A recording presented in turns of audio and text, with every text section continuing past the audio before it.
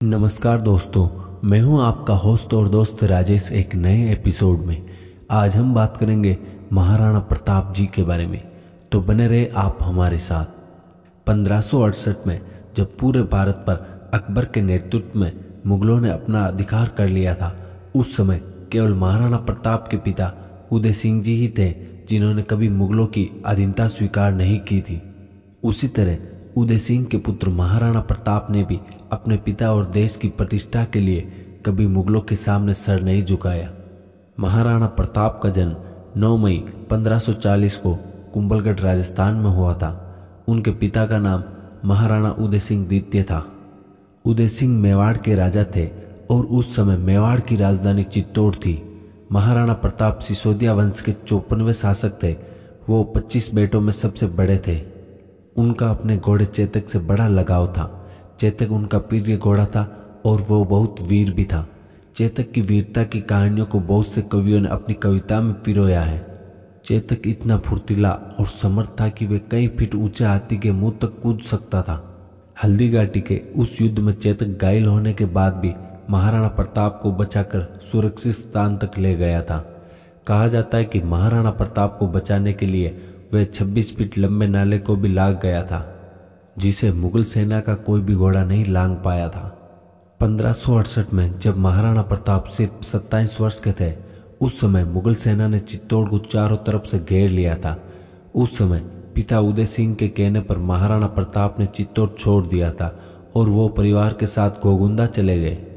महाराणा प्रताप सबसे बड़े थे, इसलिए उनका राजा बनना तय था, लेकिन उनके पिता उदय सिंह अपने जीवन के अंतिम वर्षों में अपनी रानी बत्यानी के बेहद करीब आ गए थे, जिसकी वजह से अब उदय सिंह बत्यानी के पुत्र जगमाल को राजा बनाना चाहते थे। महाराणा प्रताप जानते थे कि जगमाल को राजा बनाना मेवाड़ के हित में नहीं होगा, लेकिन फिर भी उन्होंने अपने पिता की अंतिम इच्छा का विरोध नहीं किया।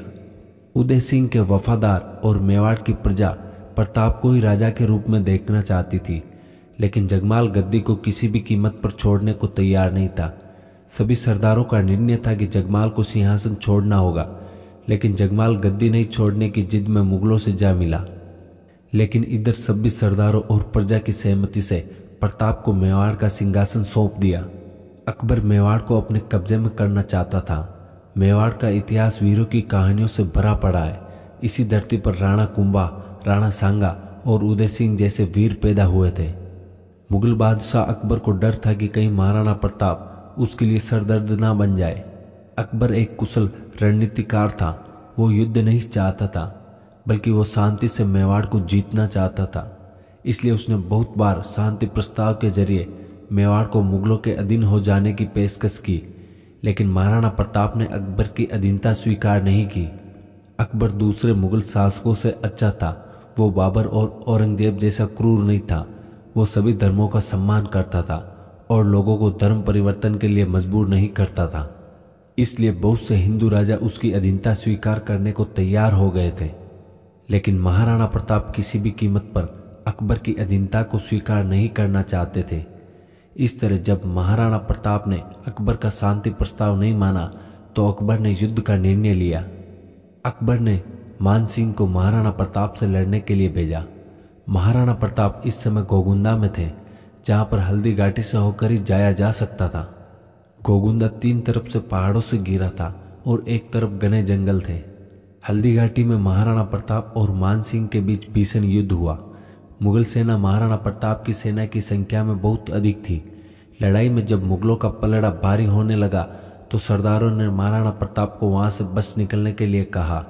इस लड़ाई में उनका प्रिय घोड़ा चेतक बुरी तरह से घायल हो गया, लेकिन फिर भी वो महाराणा प्रताप को बहुत दूर तक ले गया। हल्दी घाटी के उस भीषण युद्ध में महाराणा प्रताप ने हार नहीं मानी, लेकिन वो युद्ध में भारी संख्या में सैनिकों के मारे जाने से बहुत दुखी हुए, जिसके कारण उन्होंने एक बहुत बड़ा निर्णय लिया और अपने निर्णय के अनुसार वो जीवन भर जमीन पर सोए और पतलों में भोजन किया।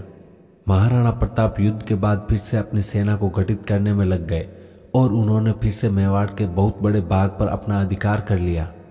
हालांकि जीवन भर चित्तौड़ उनकी पहुंच से दूर ही रहा।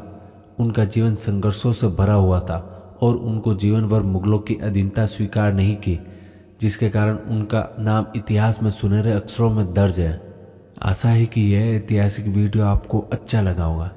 ऐसे और ज्ञानवर्धक वीडियो के लिए आप बने रहे हमारे साथ। तब तक के लिए धन्यवाद। जय हिंद, जय भारत, इंकलाब जिंदाबाद।